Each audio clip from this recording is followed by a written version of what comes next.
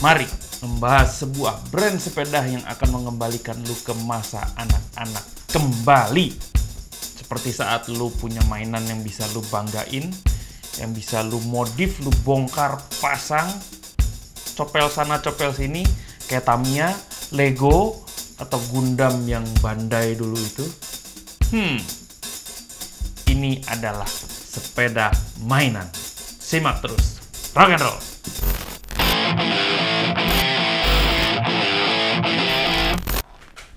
Medan kumis udah kayak... Jadi selama 2 bulan ini gua stay di rumah, ikut sama aturan pemerintah, PPKM, disiplin, dan patuh. Alhasil gua nggak bisa goes selama 2 bulan. Dan untuk itu gua pantang cukur kumis. Udah sampai putih-putih gitu, men. Eits, ini bukan uban loh ya. Sama seperti rambut, ini bukan uban. Ini adalah varigata. Buat yang udah nunggu-nunggu, maaf mengecewakan, tapi kali ini gue nggak akan bahas propane. Karena sejujurnya gue belum mampu menemukan apa sih spesialnya propane gitu loh. Dari banyak riset yang gue dalemin, sulit untuk bisa dibilang itu sepeda yang bisa dibahas teknisnya gitu. Karena lebih banyak ke sepeda yang harus dirasain dulu, baru bisa dibahas. So, di Januari lalu tuh gue sempet posting di IG story ada satu sepeda yang gue amat sangat kepincut ya, gue naksir banget karena bentuknya, desainnya tuh edan men, cakep banget, jeng jeng, edan men, keren pisan. Nama brandnya adalah Guerrilla Graffiti, bukan gorila monyet. Buat gue secara sekilas ini desainnya sangat enak dipandang. Kalau mau sompral, itu desain yang mendekati perfect. Secara selera gue bener-bener, ini sepeda gua banget. Bahkan logonya aja kayak gua banget gitu. Jadi secara dari awal emang gue udah terpesona, udah kepincut sama desainnya. Jadi kita langsung bahas desain dari sepeda-sepeda Guerrilla Graffiti, atau kita singkat saja GG. Let's do this. Lu perhatiin ya, komposisi antara shape-nya si frame terhadap ban depan dan ban belakang itu proporsi banget gitu. Sangat imbang, sangat balance. Bahkan ketika lu pisahin antara rear triangle dan ban belakang, itu masih imbang. Begitu juga di front triangle dan ban depan. Ya kan, proporsi sangat balance. Berikutnya adalah konsistensi dari varian sudut kemiringan dan garis-garis yang nggak terlalu banyak. Dan dia naruh rear shock itu bener-bener di tengah frame. Nggak terlalu depan, nggak terlalu belakang, nggak terlalu atas, nggak terlalu bawah. Itu relatif di tengah, dan horizontal relatif tegak lurus sama tanah. Jadi ada miring, ada garis set lurus. Gila sih, maksud gue. Jadi gue nggak tahu ya, apakah dipikirin gitu geometrinya, karena ini kok terlalu perfect gitu, near perfect design. Berikutnya adalah penerapan profil yang cantik banget. Dia menghadirkan highlight dan shadow ya, bagian yang terang dan bagian yang gelap gitu. Dia bikin sudut-sudut yang kontras, gampang dibaca, sehingga bikin masa 3 dimensi yang solid gitu loh. Ada varian ketebalan di bagian atas tipis, bagian frame yang bagian dalam tuh dibikin tebal, dan si profil bagian dalam itu kalau lu perhatiin itu shape-nya kayak mata anak panah atau mata tombak lah. Jadi kelihatannya sangat agresif. Profil 3D yang kayak mata anak panah atau tombak itu ya, itu berhenti pas di tengah head tube. Dia tetap ngasih lihat bahwa head tube itu bentuknya ke bawah. Lalu secara detail kalau lu perhatiin profil antara si tube dengan si top tube, itu kan ada struktur ya, segitiga. Itu kan biasanya blong gitu ya. Ini enggak loh, dia masih kasih elemen desain di situ, dibikin ketutup flat tapi tetap dikasih profil yang cakep. Sehingga dengan ketutup itu ngebersihinnya jadi lebih gampang dibanding bolong, lu mesti ngolong-ngolong, banyak debu yang ngumpet. Dibikin flat begitu tuh jadi lebih gampang gitu ngebersihinnya. Lalu satu lagi yang penting adalah pemanfaatan ruang kosong. Pemanfaatan ruang kosong di sepeda GG ini sangat efisien. Dia bisa dapat 2 mounting, satu untuk botol minum dan satu lagi untuk strap utility. Apakah itu multi tools, ban dalam, apapun lah. Cuma gue memang agak awkward sih naruh si botol minumnya tuh di atas gitu, jadi dia gantung gitu, bukan dari bawah gitu ya. Lalu soal warna, mereka kasih warna doff, jadi laki banget ya, doff gitu. Dikombinasiin sama dekal yang cuma simple doang gitu, chrome atau justru warna glossy, bikin kontras sama doff-nya itu. Dan satu tarikan dari rear shock lurus ke depan, si dekal juga ikutan lurus horizontal. Antara frame sama dekal itu saling kasih komplement. Keren sih, ini beneran, ini mah desain grafis, ini bukan desainer produk gitu. Kayak terserah mau gimana, pokoknya sepeda gue pengen kelihatan cantik aja. Kayak gitu gue ngeliatnya. Nah, karena secara desain gue ngeliatnya udah sangat perfect ya. Jadi gue pikir, sudahlah ya. Udah emang cantik doang gitu, dia nggak punya feature lain gitu. Tapi pas gue ulik lagi, ternyata ada banyak fakta unik di balik sepeda ini. Apa sajakah itu?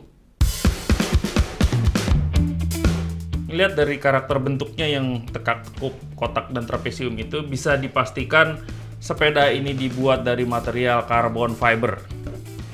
Tapi mereka menolak untuk disamain sama carbon fiber pada umumnya. Carbon fiber pada umumnya itu punya karakteristik: 1. Kuat setengah mati. 2. Ringan, enteng setengah mati. Yang ketiga adalah stiff, ya, sangat kaku, makanya ini jadi ideal banget buat sepeda. Tapi dia juga punya downside, dia punya kelemahan. 1 adalah mahal. Yang kedua, bikinnya susah dan lama karena harus di lay up satu-satu, tunggu kering dan sebagainya. Yang ketiga, dia tidak ramah lingkungan. Dan yang terakhir adalah dia biasanya punya umur. Dan biasanya brand-brand tuh bilang setelah 9-10 tahun lu boleh ganti deh frame, karena dia punya umur, dia punya masa jenuh dari materialnya sendiri. Itu karakteristik umum. Disinilah GG bikin perbedaan. Standar frame carbon fiber itu kan harganya di 3.500 sampai 4.000 dolar ya, 40 jutaan lah untuk frame doang. Mereka bisa tekan ke 2.400 dolar, sekitar 34 juta, 35 juta nih untuk frame ya. Dia bisa tekan segitu. Apa rahasianya? 1, mereka bikin frame 100% di Colorado, Amerika. Yang artinya mereka tidak perlu ke third party, overseas, mesti naruh ke Taiwan, bikin, lalu import lagi. Sehingga time, shipping cost, sama import cost itu semuanya bisa dipangkas. Semuanya selesai dalam negeri di Colorado, Amerika. 1. Kedua, karbon normal itu harus di lay up sama manusia, manual, sehingga makan biaya buruh, waktu, dan sebagainya. Sementara mereka itu semi otomatis. Semuanya pakai mesin yang semi otomatis, sehingga nggak pakai tenaga buruh untuk melakukan layupping karbon. Berikutnya adalah curing atau nunggu keringnya antar satu lapisan ke lapisan lain itu. Kalau karbon normal itu biasanya 2-4 jam untuk satu cycle. Dia per cycle-nya hanya 30 menit. Mereka pakai sistem fusing atau apa gitu. Jadi sembari lay up, sembari keringin. Plus dengan sistem semi otomatis dengan lay up yang lebih singkat itu, mereka bisa mendapatkan sebuah frame yang sudah 90% finish. 10% ya formalitas doang. Itu udah jadi. So, nge-cut cost untuk buruh, nge-cut time proses bikinnya, dan yang ketiga, time untuk finishing juga mereka cut. Sehingga mereka bisa tekan harga produksi gila-gilaan. Berikutnya adalah kualitas carbon fibernya sendiri. Mereka klaim ini 300% lebih kuat dibanding carbon fiber frame pada umumnya.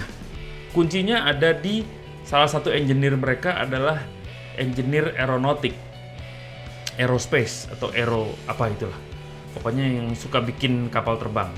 Jadi mereka menemukan resep carbon fiber dan resin untuk pembuatan komponen-komponen di pesawat Boeing 787.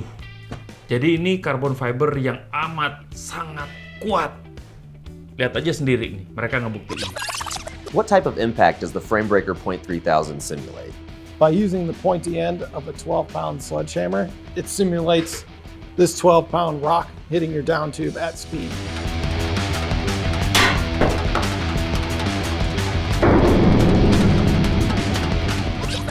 Selanjutnya, berbeda dengan umumnya carbon fiber yang kalau sudah jadi limbah itu amat sangat merusak lingkungan, mereka berani klaim bahwa raft karbon mereka bisa di-recycle menjadi bentuk yang lain. Sedotan misalnya, atau garpu cireng, apalah, pokoknya dia bisa di-recycle. Beda sama carbon fiber lain yang udah jadi limbah, full ngotorin bumi. So, raft karbon sangat environmentally friendly. Nah, ngeliat ini gue jadi inget lagi ke Pole Bicycle, si Leo Kokkonen yang anti carbon fiber karena urusan buruh, ramah lingkungan dan sebagainya itu. Yang dilakukan sama GG ini jadi argumen yang mematahkan argumennya Leo Kokkonen itu. Kita lihat, Leo apakah akan kembali ke carbon fiber, meninggalkan aluminium CNC itu dan seluruh investasi dia di situ? Kita lihat nanti. Nah, gua pikir udahlah ya, desainnya amat sangat cakep ya, materialnya juga amat sangat unggul, cukup kali ya untuk sebuah sepeda dengan brand butik ini, kayaknya enough lah. Ternyata gua menemukan fakta unik lainnya, desain modular. So, apakah lu pernah main Lego? Copot, pasang, ngebangun ini, ngebangun itu, nyambungin ini, nyambungin itu. Atau lu main Tamiya, memodif Tamiya lu supaya lebih panjang, lebih pendek, frame-nya lu potong, lu sambung sama yang lebih panjang, lu kasih pemberat di sini, dinamo lu mainin. Atau mungkin robot Gundam deh, robot Gundam yang Bandai itu, kan lu potek-potekin, terus lu sambung-sambung, akhirnya menjadi sebuah robot. Itu adalah mainan modular namanya. Nah, ternyata GG menggunakan sistem yang sama untuk sepeda-sepeda mereka. Mereka namain konsepnya adalah modular frame platform. GG yang full sus itu punya 5 tipe, 3 29er dan 2 275. Mereka beda-bedainnya berdasarkan travel. Ada Kinarvana, ada The Smasher, ada Trail Pistol, lalu untuk 275 itu di Mega Trail dan di Shred Dog. Masing-masing dibedain berdasarkan travelnya, mereka nggak menspesifikasikan ini untuk graffiti atau ini untuk trail atau untuk XC. No. Yang penting mereka kasih lihat ini travelnya sekian, ini bannya sekian. Dan masing-masing tipe ternyata bisa di-convert sesuai dengan peruntukan dan kebutuhan rider.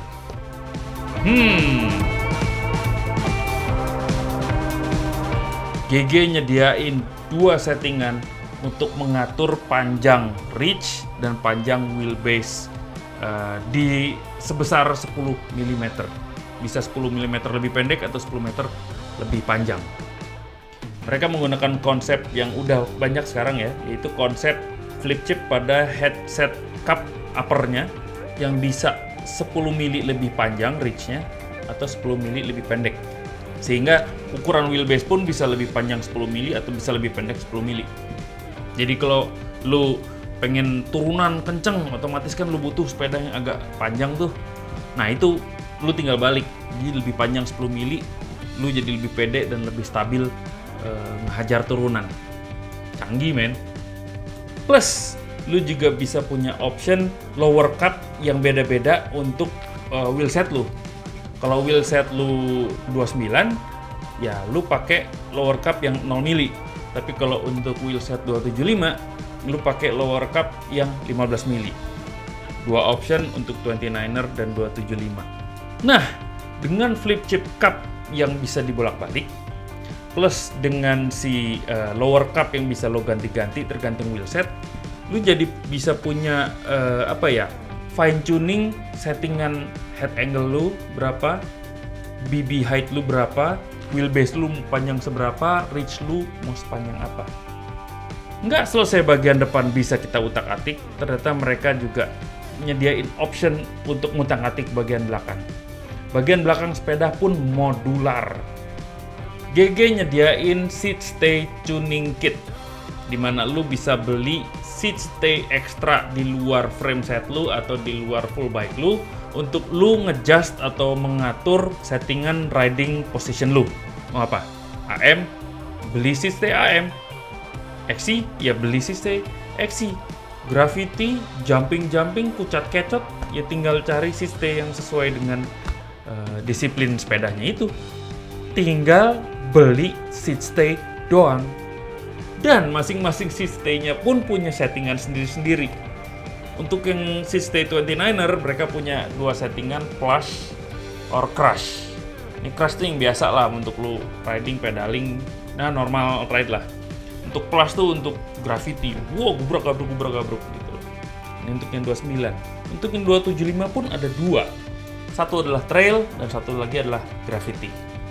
Sama peruntukannya, apakah satu untuk bike park, untuk trailing itu biasa, satunya lagi untuk kejerak-kejeruk gravity. Optionnya banyak bener.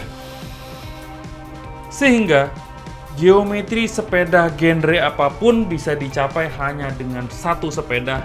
Lu nggak perlu beli frame baru, lu nggak perlu beli sepeda baru. Ya sudah cukup framenya itu aja, udah lu tinggal adjust dari headset maupun si seat stay. Shampoo 3-in-1 juga lewat ini. Itulah yang dinamakan modular design atau kalau mereka nyebutnya adalah modular frame platform. Jadi misalnya lu punya satu frame set Mega Trail gitu ya. Terus lu beli semua seat stay-nya. Lu bisa rubah nih Mega Trail pakai seat stay-nya Gnarvana, pakai wheelset 29, ya lu berubah menjadi Gnarvana. Beli seat stay-nya Shred Dog dengan wheelset 275, ya lu berubah menjadi Shred Dog gitu. Jadi satu sepeda itu bisa ngebunglon menjadi tipe sepeda lainnya, asal masih dalam satu platform Gorilla Gravity.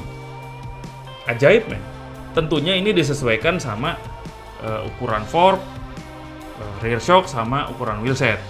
Bukan berarti lu cuma punya ban 275 terus berharap bisa jadi Gnarvana gitu, nggak gitu juga. Tetap ada logika yang harus lu pakai gitu. Dan untuk bongkar pasangnya mereka klaim bisa diselesaikan dengan mekanik rumahan doang 30 menit. Dan kemarin gue habis nonton Iwan Barelli yang pakai sepeda ini, dia nyelesain seat stay belakang itu cuma 13 menit 30 detik gitu. Jadi itu juga udah plus dengan jatuh-jatuh mulu gitu, pasang ini coplok itu pun 13 menit. Buat hobiis sangat nikmat ini sepeda. Bongkar pasang, nikmatin ngulik sepeda. Kayak Lego, kayak Tamiya, kayak si robot Gundam itu. Personal opinion. Kita bahas harga dulu. Frame setnya itu rata-rata di 34-35 jutaan. Ini sangat murah untuk sebuah frame karbon dari brand butik, brand sepeda yang bukan gede. Seat stay kitnya itu per seat stay harganya 7 jutaan. Dan untuk headset, ini kan untuk sepeda apapun ya. Headset lu cuma satu set itu doang tuh, itu sejutaan doang. Tapi kalau mau full bike, ini sepeda dibanderol dengan range harga yang paling rendah di 67 juta sampai ke 93 juta doang. Dan buat gue itu harga yang masih masuk akal untuk sepeda dengan feature sebanyak itu.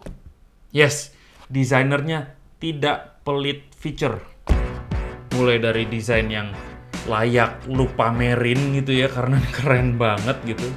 Kekuatan dia yang edan, kemampuan modularnya yang bisa lu setting-setting sembarangan dan lu ulik, lu akan menghabiskan hidup lu di sepeda itu ngulik dan eksperimen. Buat gua harga segitu jadi masuk akal. Gua ngelihat gairah bermain dari owner, engineer-nya, desainernya itu tinggi banget gitu dari Guerrilla Graffiti. Dan mereka mampu menerjemahkan gairah bermain itu ke produk yang memancing gairah bermain penggunanya juga. Dan buat gua ini adalah masa depan mountain bike sebagai hobi. Kerjaan lu jadi kreatif, ngulik sepeda ini terus, eksperimentasi settingan, eksperimentasi gaya lu main. Mereka ngistilahinnya justru hack your own bike gitu loh. Dibebasin lu terserah mau ngapain terhadap sepeda ini. Repot, rempong, jelas. Dimana-mana hobi itu emang rempong yang susah dimengerti sama orang lain, ya nggak sih? Lu perhatiin dari hobi akuarium, ngumpuk-ngumpuk kolam, sampai hobi perangko, itu emang rempong gitu. Nggak ada hobi yang nggak rempong. Dan ini adalah sepeda hobiis sejati, sepeda mainan. Nah, untuk pro rider gue nggak ngelihat ini cocok untuk pro rider ya, karena gimana ya, karakter nih sepeda tuh karakter sepeda main gitu, bukan sepeda yang emang spesifik didesain untuk disiplin sepeda profesional tertentu gitu. Jadi gue nggak ngelihat ini cocok buat pro rider. Tapi itu Johan Barelli pakai GG loh. Dia kan pro rider, dia itu idola gue banget. Tapi ya Johan Barelli kan emang badut ya, dia emang senang main gitu. Inti hidupnya dia adalah bermain gitu. Jadi kayaknya cocok-cocok aja. Plus disponsorin pula, ya nggak mungkin dia tolak, ya nggak sih? Max Travel, we have 1 mm left. So, secara psikologis gue ngelihat sepeda ini merubah mindset. You don't upgrade, you change your gameplay. Dengan sepeda ini lu jadi nggak ngejar komponen untuk upgrade gitu loh.